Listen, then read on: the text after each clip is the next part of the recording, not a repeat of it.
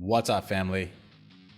Welcome back to the Stop Sinking Show, where we go from struggle to flow.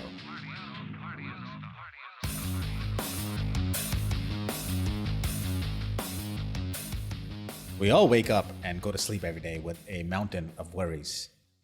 One thing after another is concerning us, whether that's something about your own self, your health, your finances, or worries for and about people you love, care for, and are responsible for. Situations that are unfinished and pending, things you hope to see through, things you hope go well, things you hope you can avoid altogether. We have so many worries and are so used to living in a worried state that the moments when we are relaxed and free from our worries are less frequent than the worry state. And just the relaxed state becomes the trigger then to bring back the worries because we're so not used to it. Worry, for most of us, occupies a large part of our emotional home. Without them, we feel undeserving and an eerie silence and calmness that we are not used to. I was so used to my phone ringing every 5 minutes throughout my corporate career that after I quit, it took me a long time to feel okay without my phone near me at all times, just in case something is required of me. So while we are used to the constant noise of worry in our heads, of things that might go wrong, the problem with that being our normal state is that it overwhelms our nervous system with too many things we can't action at once, and often paralyzes us into indecision or thought stacking. It's really easy to take the energy of one worry, bring it to the next, add another on top, and pretty soon you feel like you are drowning in a bunch of things and you don't know where to begin. The thing about worries are 90% of them aren't real and are imagined versions of things that may or may not ever happen. They are the anticipation or preparation parts of our brain that keep us from danger and risk. And so much of that cognitive load goes to waste for things that will never happen. And in that state, you are most likely to thought stack. And one worry will become another, which will make that one feel worse and sometimes downright make you feel like you're in an impossible state and ready to resign. I guess worry is still important as a survival instinct, I guess. And it's not going anywhere. But there is a way to manage them that makes sure your worry energy is being used the best it can be. I mean, if you're going to tax your entire nervous system, let's at least agree that we want it to be as helpful or as useful as possible in some way. Or you're just being robbed every day of your energy with nothing to show for it. And forget having anything to show for it. It ruins your entire experience of yourself. Who wants to sit inside this mind and body when it is carrying the worries of the world? It doesn't feel good. And so why suffer for no reason? Let's at least try to have a reason. And so what I realized in perusing through my landscape of worries and concerns is that the best way to manage them would be to collapse them into larger categories to start. Meaning that worry is about this worry is about that, these set of concerns are about my finances, these are about my family issues, these are about my other relationships. These are for my love life. Now, of course, like a mind map, there could be 100 different branches to that large category of finances, of family, or whatever. But the hope is that to simmer your heightened emotional state a little bit at least, you have to try and at least sort them into neat little piles.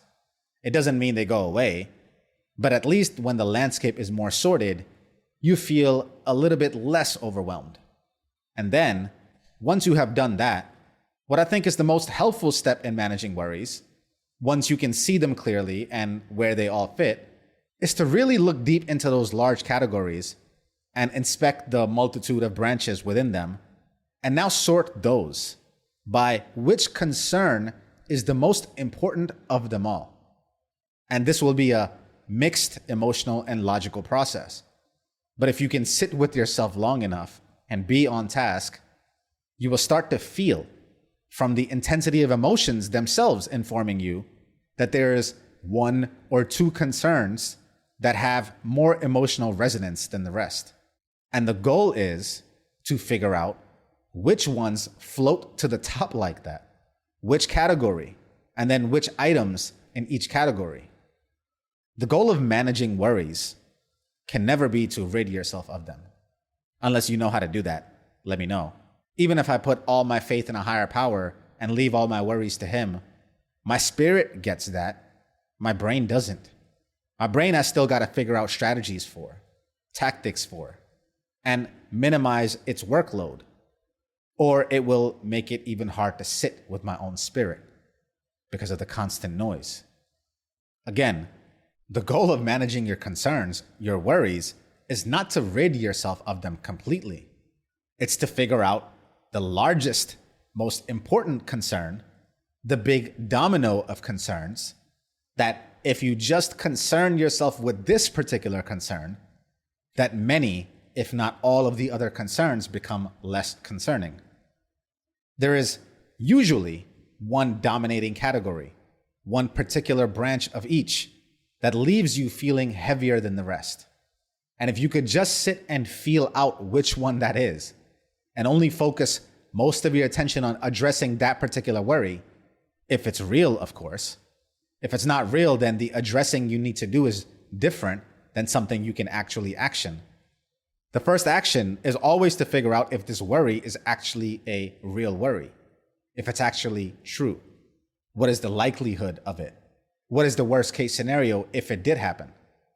And if it actually is a real concern, then you can figure out the ways to minimize by putting some further attention, actions, and amendments.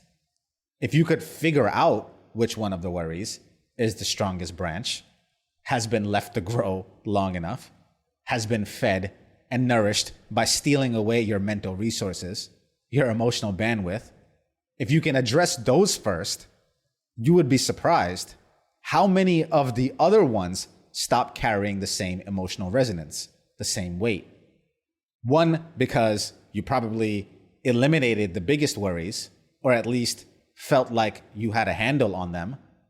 And two, because the muscle you build from tackling the biggest, scariest, most concerning ones is the exact kind of strength that will help you in managing the rest and making you feel like you can handle the rest.